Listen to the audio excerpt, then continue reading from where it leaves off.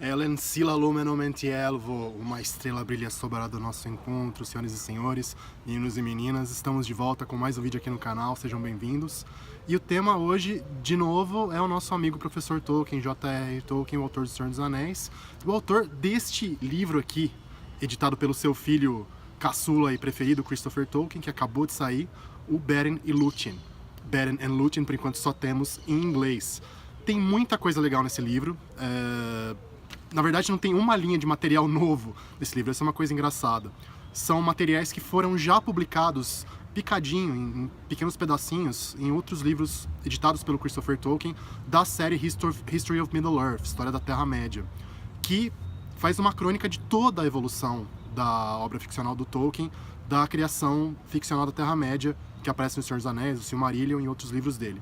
Só que a história do Beren e da Lúthien, que é a crônica dessa história de amor trágica e no fim que acaba sendo feliz entre um humano e uma elfa, é uma das histórias centrais do Legendarium, né, da mitologia ficcional do Tolkien, inclusive inspirada na vida pessoal dele, na relação dele com a mulher dele, a Edith. Então, o Christopher quis fazer como talvez uma homenagem final para o pai dele, o Christopher que já está velhinho, 93 anos nas costas, provavelmente esse é o último livro do Tolkien que ele edita.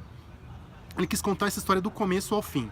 Então ele reuniu todos os materiais que o Tolkien escreveu sobre o Beren e a Lúthien, desde lá da Primeira Guerra Mundial, na época que ele tinha acabado de casar com a esposa dele, em 1917, até os anos 50, 60. O Tolkien parou de trabalhar nas lendas do Silmarillion, e a história do Beren e da Lúthien faz parte, é uma das partes mais importantes das histórias do Silmarillion. Então eu vim aqui para contar para vocês 5 pontos extremamente curiosos, divertidos e inusitados dessa edição, e de como a história desse casal foi evoluindo de maneiras muito loucas com o passar das décadas na cabeça e na pena, nos textos, nos manuscritos do Tolkien. Então, sem mais delongas, vamos para os 5 pontos.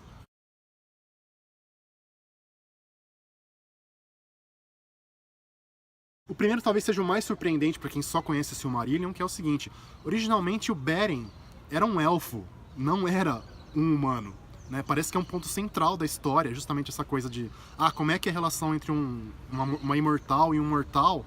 Mas no começo o Beren era, na verdade, um dos gnomos, que era o termo que o Tolkien usava para designar os povos élficos que virariam depois os Noldor, né? O povo dos altos elfos lá, das terras abençoadas, lá de Valinor, que vieram parar na Terra-média em busca das Silmarils.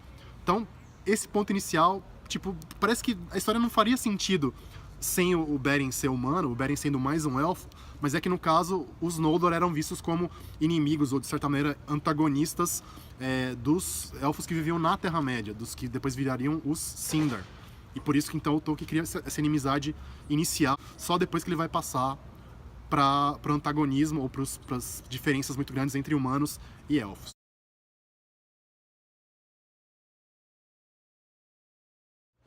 Segundo ponto, ainda mais bizarro, Sauron, ou pelo menos o personagem que é um ancestral literário do Sauron, era um gato. Sim, era um gato gigantesco, um gato preto do tamanho de uma pantera, digamos, com olhos verdes, o tal Tevildo, o príncipe dos gatos. Por que eu digo que é ancestral literário do Sauron? Porque o papel que o Tevildo desempenha nas primeiras histórias, que são o Book of Lost Tales, o livro dos contos perdidos, é o papel que o Sauron depois desempenharia no Silmarillion, digamos, maduro, que é o do cara que captura inicialmente o Beren e os companheiros élficos dele, o Finrod, Felagund e seus outros companheiros, e tenta extrair, então, qual que é o plano dele, tenta saber o que ele está querendo fazer por ali, nas terras já dominadas pelo Morgoth, pelo primeiro Senhor do Escuro.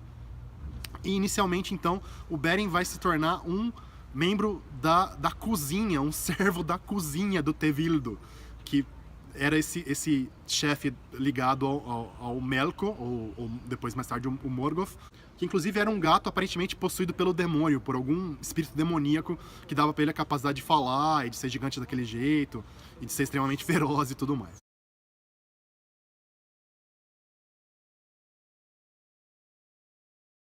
O ponto número 3 tem a ver com o ponto anterior, que é o seguinte: parece aqui que tem uma influência shakespeariana do William Shakespeare, do famoso dramaturgo renascentista inglês, sobre o Tolkien, porque esse nome Tevildo, do nosso amigo gato, que ele é chamado inclusive de Príncipe dos Gatos, parece muito com o nome de um dos vilões da peça Romeu e Julieta do Shakespeare, que é o Tybalt, tá? Que também é chamado de Príncipe dos Gatos.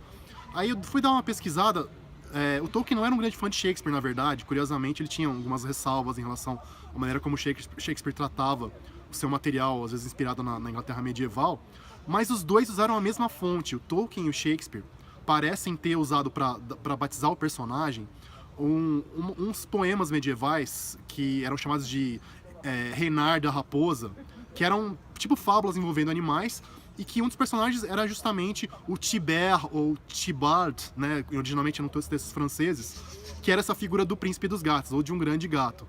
Então o Tolkien pegou essa inspiração certamente para batizar o Tevildo, assim como Shakespeare pegou esses nomes para batizar o seu vilão, o Tybalt.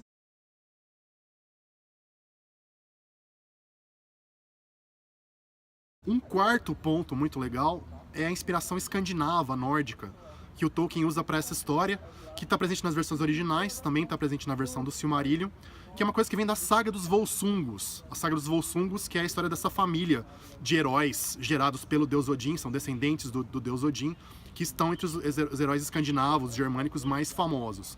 Uma passagem dessa saga dos Volsungos envolve justamente a família do Sigmund, que é um desses Volsungos, o Sigmund e seus irmãos, que são capturados por um rei rival, e são mandados para a floresta, presos na floresta ali, e cada noite vem uma loba, que talvez fosse uma lobisoma, uma feiticeira transformada em loba, e vai matando e comendo esses caras um por um, até que no final o Sigmund, que é o último que sobrou na história, consegue lutar com a loba.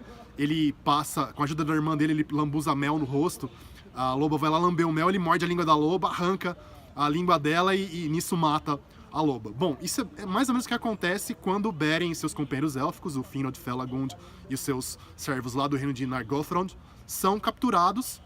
O Sauron tenta obter deles o que eles querem fazer, tal, na base da tortura, tal, não consegue. Eles vão sendo presos nas masmorras do Sauron e vão sendo mortos um a um por um lobo também, aparentemente um lobisomem. No caso, o que acontece é que no final o Finrod sozinho, que é o último que sobrou antes de chegar no Beren, consegue se libertar dos grilhões e mata o lobo ali na mão, na porrada, sem arma nenhuma, quase com as unhas e com os dentes, que é mais ou menos o que acontece na saga dos Volsungos também.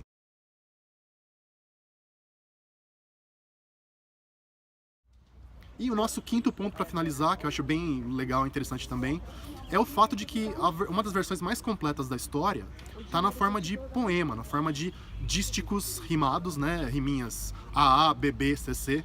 O pessoal que não fez área de literatura ou não prestou muita atenção pode dar uma revisada nisso aí depois. São mais de 4.000 versos, é um poema imenso, maior do que o Beowulf, que é um dos poemas medievais que o Tolkien estudava, inclusive, que o Tolkien nunca chegou a terminar. Ele fez várias versões, primeiro nos anos 30, depois fez uma revisão grande nos anos 50, na época ele tinha acabado de escrever O Senhor dos Anéis, e nunca chegou a terminar, mas é gigante. Está escrito em tetrâmetros iâmbicos, que seriam mais ou menos versos de 8 sílabas em português, um pouquinho diferente, mas dá para dizer que seriam como nossos versos de 8 sílabas. Infelizmente é uma coisa que só tem em inglês, não sei ainda se a Martins Fontes pretende fazer uma tradução disso na íntegra, porque é muita coisa, mas tem trechos bastante extensos disso, provavelmente os trechos mais extensos do livro são esses trechos dos poemas. E pessoal, por enquanto é isso, espero que vocês possam conferir e ler. Acho que logo logo deve chegar em português, isso aqui é muito pop também.